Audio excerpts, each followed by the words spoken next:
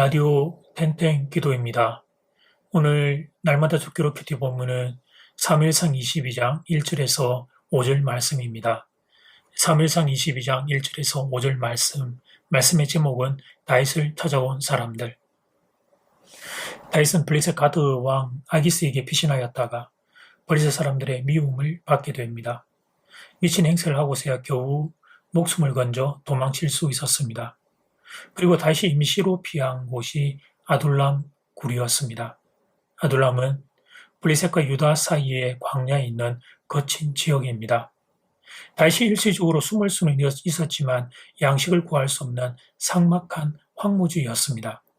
그런데 그때 다시 숨을 만한 곳이 그런 곳밖에 없었던 것입니다.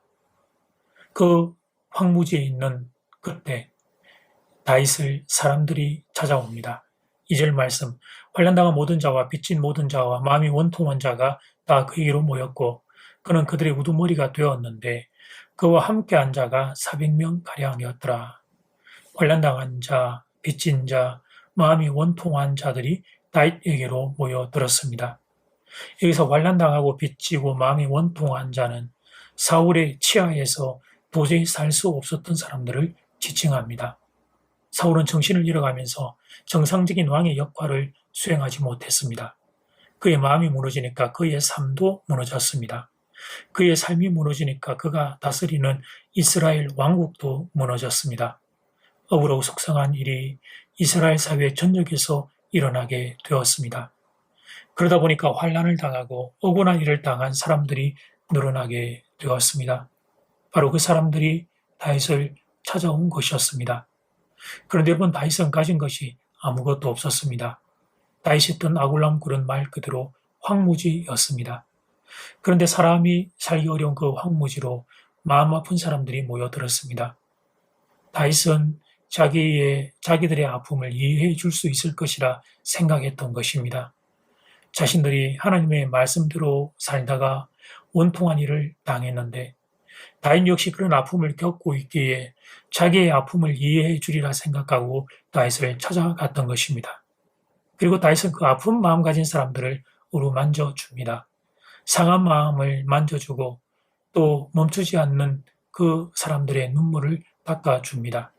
물론 다윗도 이 사람들을 통해 위로를 받습니다. 마음껏 먹을 수 있는 음식이 없고 편히 쉴 수 있는 집이 없지만 자신을 위로하는 사람들을 통해 다윗도 깊은 격려를 받습니다. 소박하지만 행복한 위로의 공동체가 아둘람 굴에 열리게 된 것이었습니다. 사랑하는 여러분, 다윗이 겪은 아픔은 큰 아픔이었습니다. 사울왕에게 미운 틀이 박혀 이렇게 도망쳐 다니게 된 것은 너무나 억울한 일이었습니다. 그런데 그 아픔이 또 다른 아픔을 가진 사람을 위로하는 통로가 되고 있습니다. 다윗의 아픔을 치유하는 도구가 되고 있습니다. 아픔을 겪고 있는 성도님을 신방할 때 이런 이야기를 듣는 경우가 있습니다. 목사님이 그렇게 큰 아픔을 겪고도 살아가시는데 저도 살아보겠습니다. 지금 마음이 너무 아프지만 그래도 저도 한번 살아보겠습니다. 목사님, 제 옆에 오랫동안 함께 계셔주세요. 이렇게 말씀하시는 성도님들이 계십니다. 물론 저 역시 다윗과 같은 마음입니다. 할 수만 있다면 제 인생의 아픔이 없었으면 좋겠다, 그런 마음입니다. 그런데 내 인생에 아픔이 발생한 이유는 내가 알 수 없지만 다만 우리의 아픔도 하나님이 선용한다는 사실을 말씀을 통해 배우게 됩니다. 물론 그렇다고 해서 우리가 다른 사람에게 이렇게 말하면 안 되겠지요. 하나님께서 당신에게 아픔을 주신 것은 다른 사람을 위로하라고 함입니다. 이렇게 말하면 안 됩니다. 그것은 아픈 그분의 마음을 더 아프게 하는 지혜롭지 못한 태도입니다. 그러나 나는 내 인생을 볼 때 이렇게 보는 것입니다. 내게 아픔이 없으면 좋았겠지만 하나님은 나의 아픔을 다른 사람을 위로하는 통로로 사용하시는구나, 이렇게 깨닫는 것입니다. 나의 약함을 통해서 일하시는 하나님을 보는 것입니다. 나의 아픔을 통해서 일하는 예수님을 보는 것입니다. 그리고 그 사실을 기억하고 다시 작은 힘이지만 힘을 내는 것입니다. 나의 약함과 나의 아픔 때문에 나는 실패한 인생이라 결론 짓지 않고 다시 힘을 내는 것입니다. 이런 나도, 이렇게 약한 나도 사용하시는 하나님을 보면서 다시 힘을 내는 것입니다. 하나님 나를 버리신 것이 아니구나. 상황은 이해할 수 없지만, 아픔은 이해할 수 없지만, 그러나 하나님이 나를 사용하시는구나. 이렇게 위로와 격려를 붙잡는 것입니다. 이제 첫 번째 기도 시간입니다. 받은 말씀과 개인 기도 제목을 가지고 함께 기도하는 시간입니다. 이 시간 다 함께 마음을 모아 주님 앞으로 나아가겠습니다.